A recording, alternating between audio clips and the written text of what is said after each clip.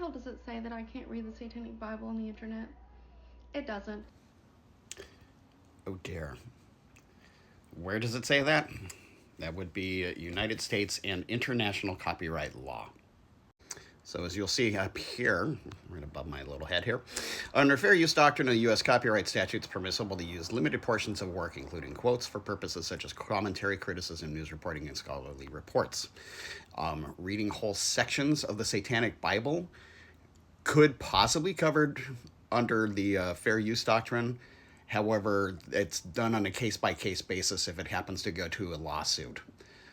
As it says, going forward, there are no legal rules permitting the use of a specific number of words, a certain number of musical notes, or a percentage of a work. Whether particular use qualifies as fair use depends on all the circumstances. So this is from the United States Congress's Library of Congress, which handles any and all copyrights within the United States. And furthermore, those copyright protections, hello little girl, that's my cat if you hear her. Those copyright protections are also enforced internationally for all of the countries that have signed on with what's known as the Berne Convention. And they provide the same type of copyright statute protections that the United States also provides. So you can read portions of the Satanic Bible. It's usually not recommended that you're using more than a few sentences at a time without the permission of the copyright holders.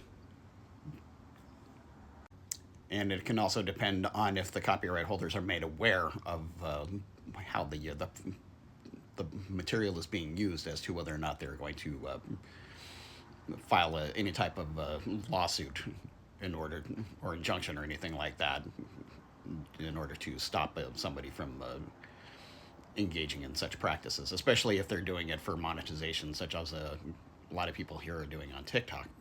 One of the things to make sure that you are taking care of is that you are not opening yourself up not only to copyright strikes here on this platform, but also you may want to make sure that you're not going to be subjecting yourself to a potential lawsuit, which not only would cause you to lose any and all earnings which you have made off of the videos which you are producing, you will also be subject to any fines for violating the copyright law and any other statutory damages being sought by the complainants, who would, if they feel that their intellectual property rights are being violated and it's causing a diminishment to the value of the material which you are presenting. So I hope that helps you as far as what it is that states that you cannot put the stuff up on the internet just because you own a personal copy of the Satanic Bible.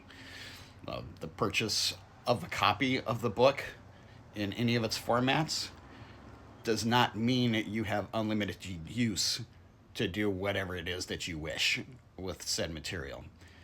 It provides only a limited license, and that's only can be used for primarily non-commercial purposes. If you're using it for commercial purposes, you are going to have to pay out to the intellectual property owners the royalties which they are going to be deserving. And so I hope that helps you out. Also, just on side note, while you may be trying to increase awareness of Satanism, we members of the Church of Satan many of the members of the Church of Satan don't particularly care if people join up. The reason why the fees to become a lifetime member of the Church of Satan are so high, it's primarily to dissuade those people who are not serious about becoming a member of the organization.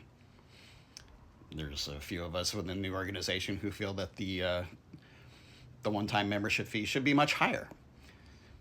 I personally would like to see it increased above the $225 that it currently is today. I mean, I can pay the membership fee each month just in my Starbucks tab. So, hope this helps. Hail Satan.